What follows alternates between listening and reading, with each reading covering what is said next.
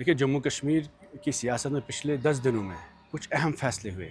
सबसे बड़ा मसला जो जम्मू कश्मीर में इस वक्त दरपेश हुआ कि सिराजुल उलूम जो शुपियन में एक इंस्टीट्यूशन है और अवामी इंस्टीट्यूशन है, जिसका सबसे ज़्यादा कंट्रीब्यूशन जनूबी कश्मीर में है, तालीम के हवाले से, तरबियत के हवाले से, दीनी तालीम के हवाले से। एक ऐसे इंस्टीट्यूशन को बैन किया गया यूएपीए में, और जम्मू कश्मीर की सरकार टस से मस नहीं है, ना इस मुद्दे पे बात की गई। और इस मुद्दे पर मजम्मत तो दूर है, ये इंस्टीट्यूशन न सिर्फ स्कूल डिपार्टमेंट में रजिस्टर है, बल्कि हायर एजुकेशन में कश्मीर यूनिवर्सिटी में इसका डिग्री कॉलेज रजिस्टर है। ये इतना अहम इंस्टीट्यूशन है जैसे जामिया मिल्लिया इस्लामिया एक वक्त होता था, अलीगढ़ मुस्लिम यूनिवर्सिटी एक वक्त होती थी।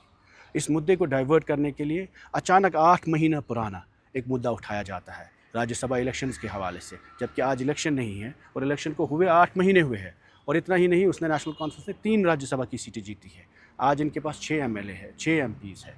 एक को छोड़ के कोई भी बाकी एमपी न कश्मीर के मसले पे बात करता है, कश्मीरियों के मसाइलों पे बात करता है, न पॉलिटिकल प्रिजनर्स के हवाले से बात करता है, न फलाए आम के स्कूल जो बैन हुए उस पर बात करता है, न सिराजुल उलूम जो कल इंस्टीट्यूशन बैन हुआ उस पर बात होती है। और उससे बड़ा मसला जम्मू कश्मीर की रिकॉर्ड्स को लेकर जो हमारी विरासत है वो उर्दू ज़ुबान है। उर्दू ज़ुबान के हवाले से सबसे पहले जमाबंदी का जो रिकॉर्ड है उसको डिजिटलाइजेशन सिर्फ अंग्रेज़ी में आज की तारीख में हो रही है, और हरियाणा का एक एप्लीकेशन इस्तेमाल किया गया और सारा रिकॉर्ड जम्मू कश्मीर की सारी ज़मीन की जमाबंदी अंग्रेज़ी में हो रही है, उर्दू से शिफ्ट की जा रही है। उसमें कई सारी गलतियां हैं, लेकिन लोग इसलिए क्लियर नहीं कर पाते क्योंकि जो पुराना हमारे पास रिकॉर्ड्स था उसको इरेज कर रहे हैं। तो this is an eraser of the history which this government with 50 MLAs is doing.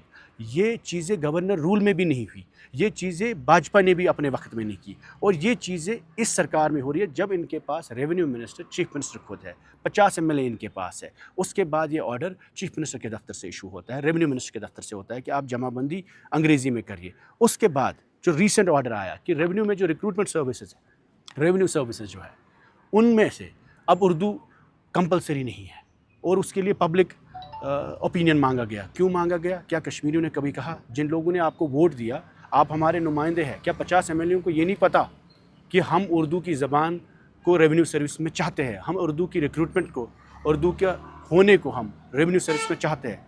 उसके बाद शोर शराबा हुआ और इस सारे मुद्दे को डाइवर्ट करने के लिए राज्यसभा का मुद्दा लाया गया।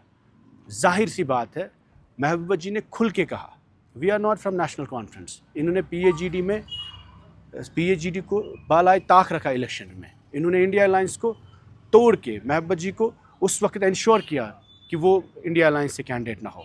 पीएचडी में पीडीपी को साइड लाइन करके उस अलायंस को तोड़ने की कोशिश की और इलेक्टोरल अलायंस उसको नहीं बनाया। उसके बाद पीडीपी के पास ये आया कि 4 हमारे पास जो 3 MLA है वो इनको राज्यसभा में मदद करें। महबूबा जी ने कहा हम नंबर 3 पर, जिसमें इनके मेंबर पार्लियामेंट आज सुरेंद्र ओबराय साहब बने हैं, कि हम वहाँ मदद करेंगे आपको ताकि आप अपने वोट 4th पे डालिए ताकि आप कल को इल्ज़ाम तराशी ना हो। ये मुद्दा वोट्स का नहीं है, राज्यसभा का नहीं है, ये मुद्दा ट्रस्ट का है। महबूबा जी ने इन्हें मदद किया क्योंकि लार्जर इंटरेस्ट को वो सर्व करता था, और उसके बाद इन्होंने वादा किया कि हम ज़मीन के बिल को पास करेंगे, सपोर्ट करेंगे। उस बिल को दूसरे दिन रिजेक्ट किया वोट डालने के बाद। आज 6 महीने बाद जिस RTI के बारे में ये बात करते हैं, जिस मुद्दे को इन्होंने उठाया, ये बीजेपी का एजेंडा है। इनकी पार्टी में गवर्नेंस फेलियर को लेकर, कैबिनेट एक्सपेंशन को लेकर और गवर्नेंस डेफिसिट को लेकर, डिलीवरी डेफिसिट को लेकर इनकी पार्टी टूटने की कगार पे है। इम्प्लोजन हो रहा है अपनी ही पार्टी में। तो उस बगावत की बू ये इल्ज़ाम तराशी करेंगे। हर सवाल उर्दू का जवाब हम मांग रहे हैं, ये पीडीपी को इल्ज़ाम करेंगे, पीडीपी की अलायंस को इल्ज़ाम करेंगे। जम्मू कश्मीर के लोगों ने इस हुकूमत को एक मैंडेट दिया है। इस हुकूमत ने मैंडेट लिया जम्मू कश्मीर के तहफ़्फ़ुज़ के लिए, जम्मू कश्मीर के दिफ़ा के लिए, यहाँ की ज़मीन की दिफ़ा के लिए, यहाँ के मेरिट को दिफ़ा करने के लिए, नौकरियों को दिफ़ा करने के लिए। 21,000 नौकरियाँ आउटसोर्स की गई, बाहर की कंपनीज़ लाई गई, किसकी इजाज़त पे? और इन्होंने कहा हम 1 लाख नौजवानों को रोज़गार देंगे। क्या ये सवाल अपोजिशन का जायज़ नहीं है? क्या अपोजिशन जब ये सवाल उमर अब्दुल्ला साहब से करे या इनकी हुकूमत से करे तो क्या हमारा काम नहीं इनको ड्यूटी बाउंड बनाना? और ये हर चीज़ में पीडीपी और बीजेपी अलायंस का नाम देते हैं, 2014 का नाम देते हैं। और क्या जम्मू कश्मीर की आवाम ये मानने के लिए तैयार है? उसका जवाब इनको बडगाम में मिला है, जहाँ बार बार घर घर वज़ीर आला साहब अपनी टीम लेकर 50 MLA लेकर घर घर गए, और पीडीपी की 2014 की अलायंस का हवाला देते गए। उसके बाद भी लोगों ने इनको आईना दिखाया। कहीं ना कहीं मेरा सिर्फ आपसे ये गुजारिश है, हम इंतजार तराशी नहीं करना चाहते। This is the most crucial time and this mandate has been given by the people of Jammu and Kashmir. और नेशनल कॉन्फ्रेंस के वर्करों ने नहीं दिया है, ये कौम का मैंडेट है। ये उन लोगों का मैंडेट है जिन्होंने कभी वोट नहीं डाले, जिन्होंने बाइकआउट किए।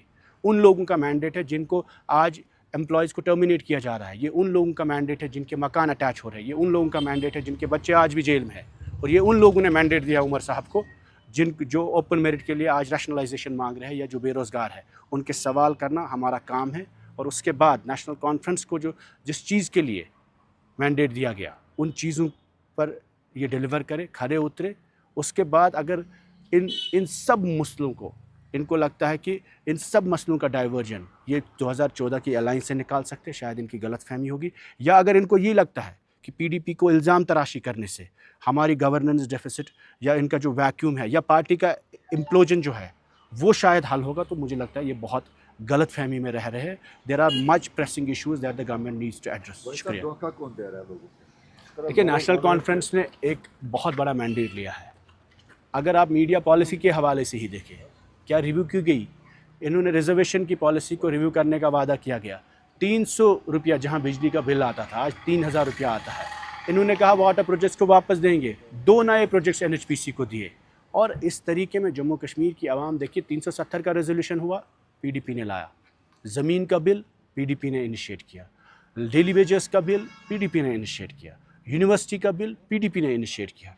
डिस्ट्रिक्ट्स और डिवीजन्स पीडीपी ने इनिशिएट किया। हर मुद्दे पे इनिशिएटिव पीडीपी का है।